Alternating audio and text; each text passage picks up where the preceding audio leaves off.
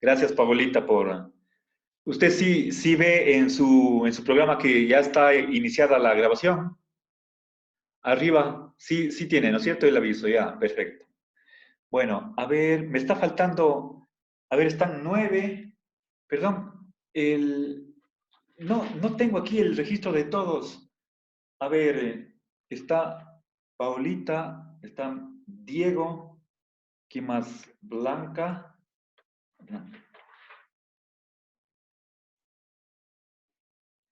Ya están completos, perfecto. A mí, profe, que me anote, tal vez, no sé si me Ya, pondría. no, ya, el dato que le admití ya le puse, Leonardo, no se preocupe. Gracias. Gracias por llamar la atención. A ver, verán, quisiera iniciar. Entonces, les decía, en una clase pasada, como hoy estaban ustedes 9 compañeros en esta clase virtual, y yo les decía que quién de ustedes, no me interesaba la identidad, sino más bien el número, la cantidad, quiénes estaban de acuerdo con que las ciencias sociales o la filosofía tiene que formar estudiantes subversivos. A ver, eso era algo que pedía el Ministerio de Educación. Dice, la filosofía, se está refiriendo a la filosofía, desafía a estudiantes como creadores de un sentido alternativo, disruptivo, subversivo. ¿Sí? Creadores de un sentido subversivo. A ver, por favor, para quienes se acaban de juntar a la reunión, les pido, prendan sus cámaras para poderles ver. Profe, tengo problemas de conexión y no funciona muy bien la cámara. Ya, para quienes sí pueden, háganlo, por favor, activen la cámara. Bien, entonces, recuerdo, el resultado de ese sondeo fue 6 a favor, 1 en contra, lo que da 7 personas y 2 abstenciones. Pero 6 de 9 significaba 2/3 partes, el 66% estaba de acuerdo con que la filosofía, y ustedes como futuros profesores de educación para la ciudadanía, debían formar estudiantes subversivos. Entonces, quiero empezar esta clase mostrándoles un libro que está en nuestra biblioteca. Primero les muestro, esta es la primera página. Si ustedes pueden leer ahí, dice La educación en revolución. ¿Sí? Aquí está el sellito de la Universidad de Cuenca y está publicado dice, Instituto Cubano del Libro, La Habana, Cuba, 1976. Y les muestro la carátula, ¿sí? Aquí está el mismo título, La educación en revolución, y después, ¿a quién tenemos ahí? A nuestro comandante Fidel Castro hablando con unas estudiantes, ¿sí? Bien, seguramente una visita a uno de los planteles educativos. Ahora, entonces voy a partir de esa encuesta, voy a poner lo siguiente. ¿Sí? Verán, estudiar la filosofía, a ver, voy a poner, estamos, recuerden, capítulo 9 de Estudios Republicanos. ¿Sí?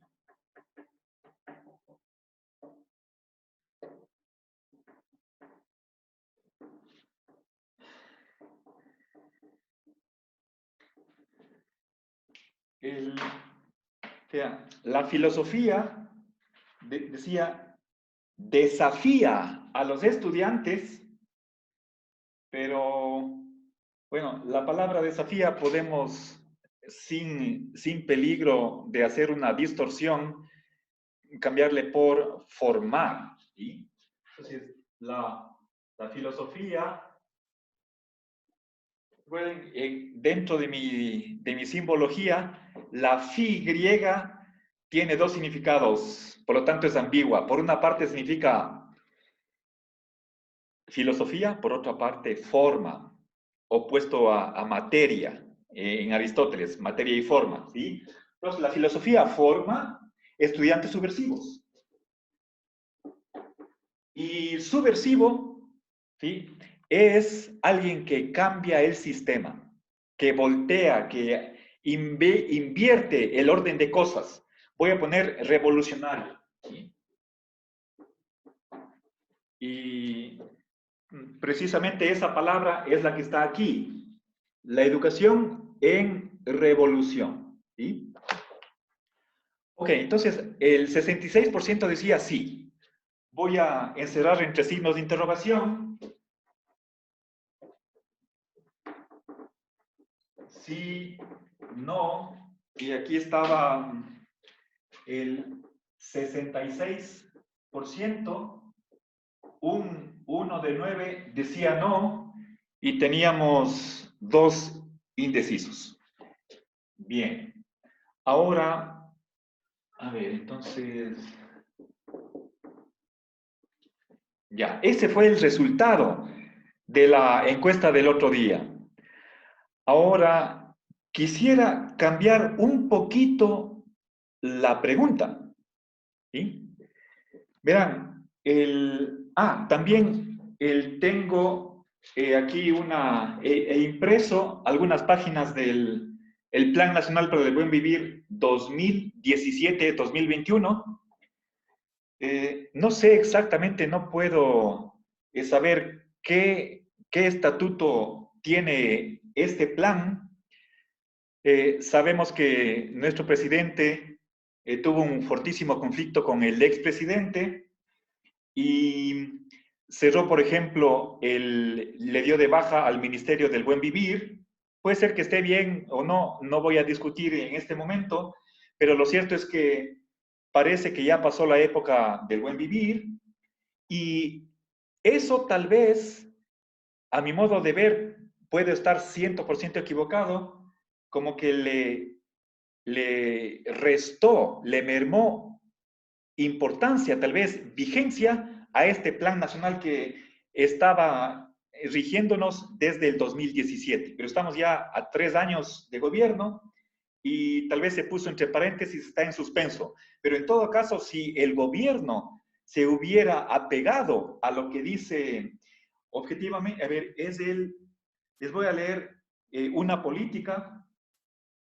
A ver, verán, en la página 89 es la política 7.3. Ya, a ver.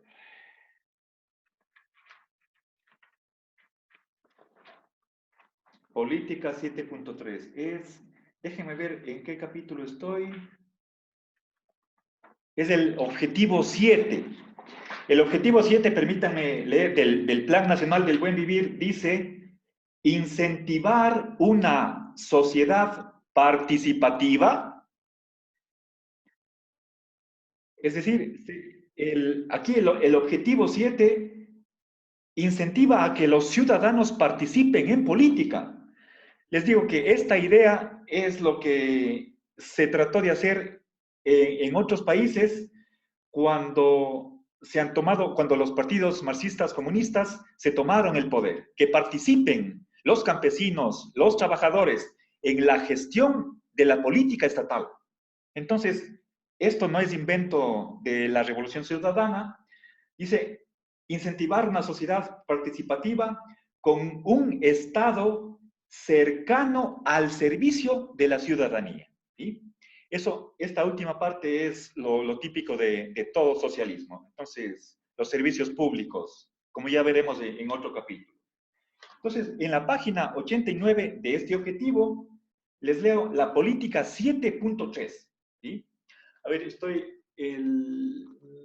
creo que son letras muy chiquitas, creo que les leo, dice, fomentar la autoorganización social, la vida asociativa y la construcción de una ciudadanía activa que valore el bien común. Bien, fíjense, Aquí aparece el bien común. Entonces, voy a anotar esto. ¿Sí? Estamos en el Plan Nacional del Buen Vivir 2017-2021. Sospecho, tengo la impresión de que ya se dio de baja este plan, estamos de este rato sin Plan Nacional de Desarrollo, pero esto es una mera conjetura, puede estar equivocado. Pongo entre paréntesis eso. A ver, entonces, política 7.3.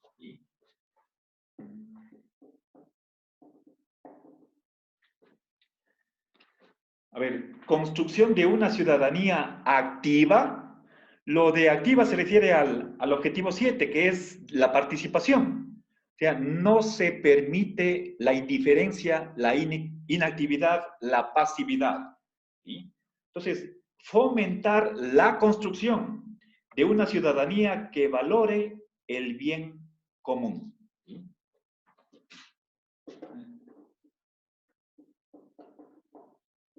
Construir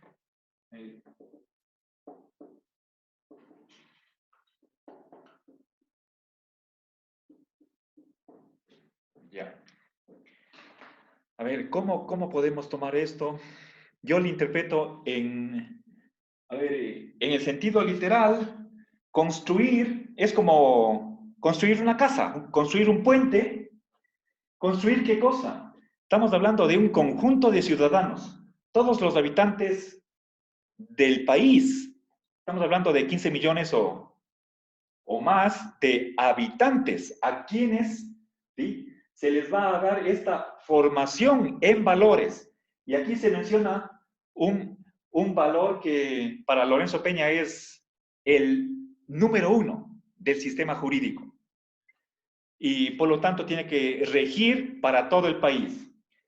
Pero, a ver, entonces, lo que se quiere fomentar es esta construcción de una ciudadanía que no sea indiferente, pasiva o que rechace el bien común, sino que lo tenga como valioso.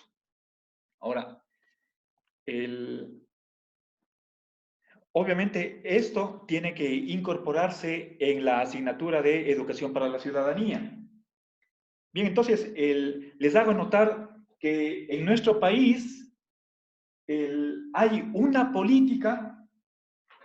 A ver, y esto,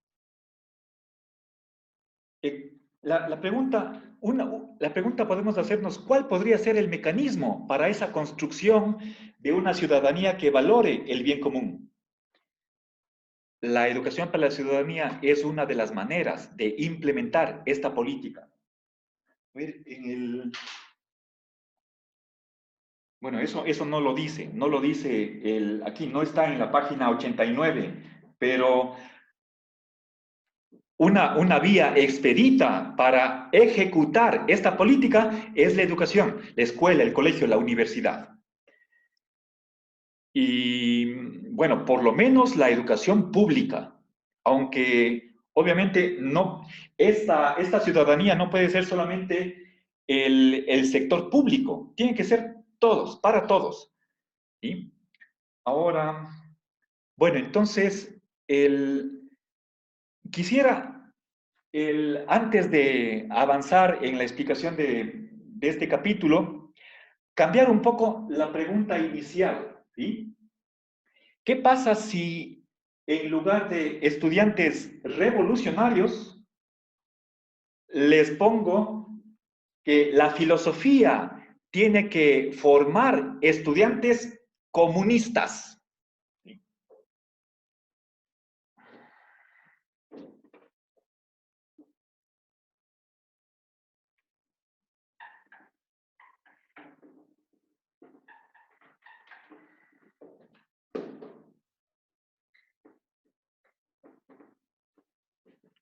¿Ya?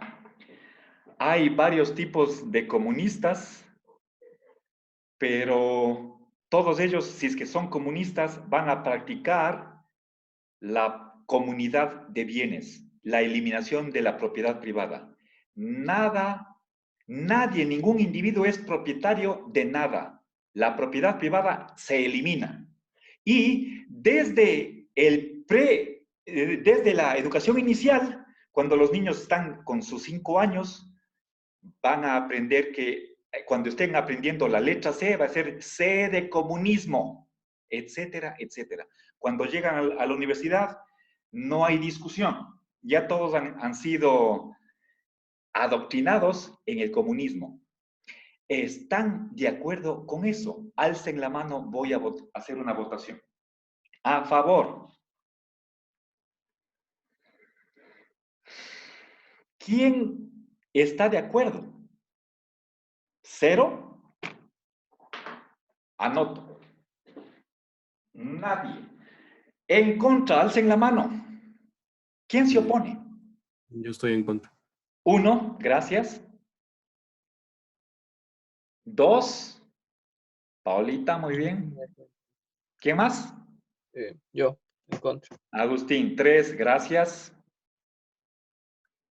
Necesito por lo menos 5 para que haya mayoría simple. Yo también estoy en contra. Anita, gracias. 4. Yo también en contra. Dieguito, 5.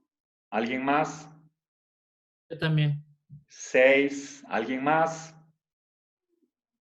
Van 6, ya. 6.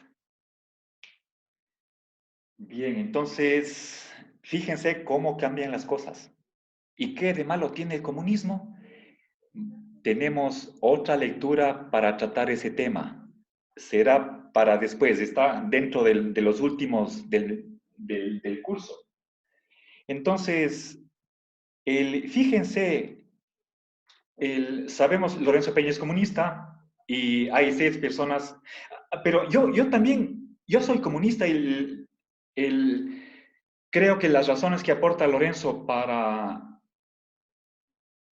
rechazar que la propiedad privada sea un derecho son convincentes. Y no es solamente una razón, hay varias, hay toda una argumentación detrás de esa propuesta comunista. Y comunismo lo ha propuesto desde Platón, si es que no antes. ¿Sí? Entonces, son por lo menos unos 2200 o 2300 años de tradición comunista en la filosofía occidental. Entonces, muchos argumentos detrás de esa posición. Y aquí nuevamente 2/3 partes se oponen. ¿Pero se oponen a qué? No es que se opongan al comunismo, sino que a inculcar el comunismo en los jóvenes. Esa es la pregunta. Que la filosofía tenga como propósito, o si no la filosofía, la educación para la ciudadanía, que en esa materia el profesor, y puede ser si hay, por ejemplo, la asignatura filosofía para niños, desde la escuela, desde básica, ya estaríamos no solamente discutiendo, debatiendo, viendo pros, contras, sino formando la mentalidad comunista.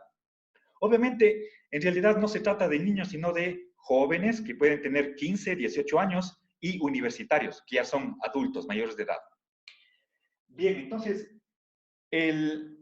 cuando hablo de revolucionarios, el 66% está de acuerdo. Sí, profe, sí, estamos bien. Pongo cambio revolucionario por comunista y ya esos 6 revolucionarios desaparecieron acá. Nadie está a favor del comunismo. Realmente creo que, no sé si fue cuando estuvimos un par de clases, no sé si fue el día jueves de la primera semana de clases, justo la víspera antes de salir a esta emergencia, o de entrar, mejor dicho, a la emergencia, hice una encuesta. Puse un espectro anarquista, libertario, liberal, socialista, comunista. Nadie optó por el comunismo. Tengo la foto, pero sí me acuerdo. Puse también la opción socialdemócrata o socialismo democrático, democracia social. La mayoría, o por lo menos 4, no recuerdo cuántos estarían presentes en esa ocasión, no la mayoría, pero relativamente a las otras posiciones, que eran 5 o 6, más estudiantes estaban en esa posición intermedia, que es parcialmente hasta cierto punto liberal, hasta cierto punto socialista, ¿ya? Y los extremos, en el comunismo nada, anarquista creo que tampoco había nadie, ¿sí? Entonces, no había extremistas, pero la palabra revolucionario normalmente tiene un tinte, una connotación radical, extrema. Excepto, bueno, la Revolución Ciudadana no era extremista, pero yo solamente quiero hacerles reflexionar que si es que me parece que hay, cuando cambio una palabra de la pregunta y en vez de revolucionario pongo comunista, ustedes responden de una manera diferente. Pero en el fondo se trata de que hay una inconsistencia, sobre todo en estas personas que cuando pongo aquí que la filosofía debe formar revolucionarios, están de acuerdo. Si pongo comunistas, no están de acuerdo. ¿Por qué eso es inconsistente? Porque creen que no hay nada de negativo en formar revolucionarios, pero sí comunistas. ¿Por qué no comunistas? Yo creo que si ustedes creen que la filosofía no debe formar comunistas, yo me pregunto, ¿y por qué sí revolucionarios? O al revés, si es que ustedes están de acuerdo con que la filosofía tiene que formar estudiantes revolucionarios, ¿por qué no comunistas? Hay comunistas que no son revolucionarios. Lorenzo Peña es comunista reformista. ¿Sí? Entonces, yo sí veo que ahí hay una falta de coherencia. No es consistente decir sí a la primera pregunta y no a la segunda. Igual, en vez de comunista, cambiemos la palabra, pongamos la filosofía tiene que formar estudiantes liberales. En vez de liberales, pongamos socialdemócratas. Hagamos esa pregunta. ¿Sí? A ver, entonces,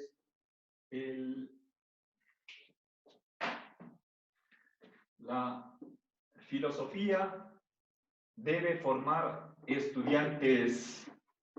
Aquí voy a poner la corriente con verde. La L mayúscula es libertad. Añado la L, le hago liberal. ¿Sí?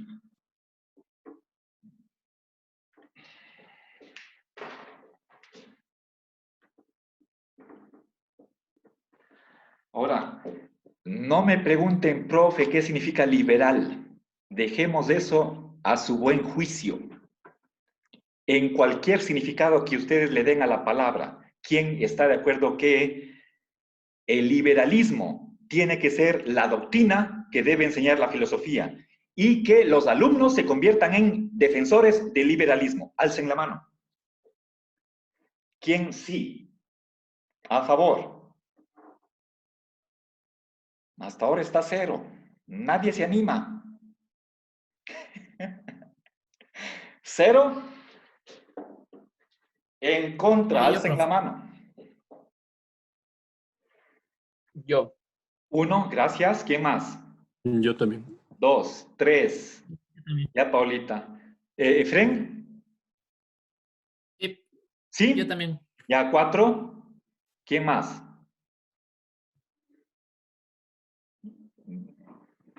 Me quedo con 4. Bajar la mano. A ver, Dieguito está en contra. Ya, perfecto. 5. ¿Quién más? Tengo 5. Me quedo con 5. ¿Sí? Ya. Fíjense nuevamente. Este resultado tiene que decirnos algo. ¿Ya? Verán, les hago una pregunta. ¿Quién de ustedes es liberal en algún sentido de la palabra? En cualquier sentido que ustedes quieran. Que digan, yo, profe, soy liberal. Alce la mano. A ver, ¿cuántos liberales hay? ¿Sí? Entonces, ¿quién es liberal?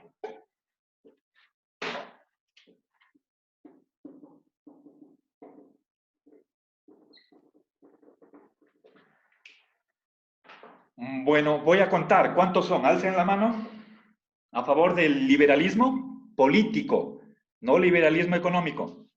A ver.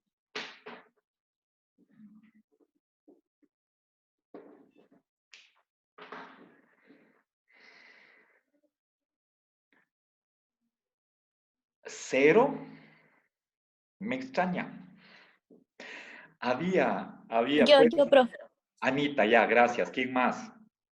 A ver, o desean que defina lo que es liberalismo, por lo menos al modo de como piensa John Stuart Mill, por ejemplo. A ver, pero dudo si al decirles qué significa liberalismo, cambien ustedes de opinión. Porque todos tenemos alguna idea de lo que significa liberalismo. Eso seguramente desde primer nivel habrán visto. ¿Sí? A ver, Anita liberal, ¿quién más? Solo uno. Ya. Bien. Ahora, fíjense, Anita, la pregunta que le voy a hacer es la siguiente. Si usted es una adherente del liberalismo, ¿por qué no quiere que sus estudiantes de filosofía en el bachillerato no estén obligados a ser liberales? Porque aquí, O sea, que no estén... Anita, fíjese acá, Ah, pregunta anterior, son dos preguntas. Aquí, la última pregunta dice, ¿quién de ustedes es liberal? Y Anita, usted está en minoría de a uno. No se preocupe, puede ser que usted esté en lo correcto. ¿Sí? Ya sabe que minoría en filosofía no significa nada. Al revés, la mayoría, pues el 99% puede estar equivocado. ¿Sí? Entonces, no es nada malo, Anita, así que esté sola. A veces puede ser algo bueno. Eso es una pregunta. La otra es que un cometido de la filosofía en el bachillerato o de la educación para la ciudadanía sea formar estudiantes liberales. Si usted es una liberal y cree que esa tendencia política es la mejor de todo el espectro, ¿por qué no quiere inculcar el liberalismo en sus estudiantes? O le apunto aquí, porque cuando hice la votación anterior, nadie estaba a favor de formar estudiantes liberales, ni siquiera usted. sí, yo estoy a favor.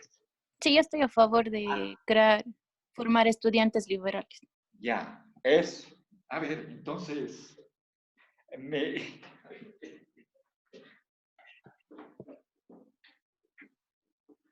¿alguien más tal vez?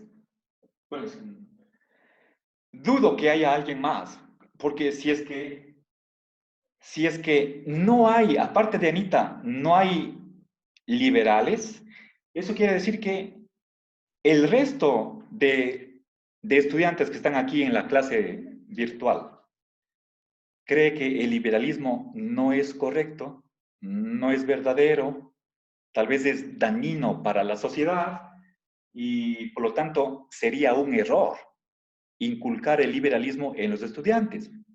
Entonces quedamos con uno. ¿Sí? Pero ahora mi pregunta es, una cosa, y aquí respondo, Paulita, a su pregunta de ayer, importantísima. Si es que no vamos a educar, ¿qué alternativa hay? Una cosa es imponer valores, esa es la inculcación, y otra cosa es proponer. Imponer no es proponer. Y eso lo dice Lorenzo. Esa es la respuesta que debía haber tenido en la punta de la lengua ayer, Paulita. ¿Sí? Entonces, pongo eso. A ver, imponer no es lo mismo que proponer. ¿Sí? Es decir, nosotros podemos estudiar el liberalismo, el comunismo o el derecho a la revolución. Ver razones a favor, razones en contra y debatimos, dialogamos. Pero si me preguntan, a ver, profe, ¿y cuál es la respuesta correcta? Eso es opinión personal, es asunto de cada uno. No podemos llegar a un consenso en nada, absolutamente en nada. Pero recuerden, ¿qué pasó en las Naciones Unidas el 10 de diciembre de 1948? En esa época había 56 países miembros de la ONU. Y el día de votación, después de un año que trabajó una comisión de 17 o 18 personas que fueron las encargadas, las responsables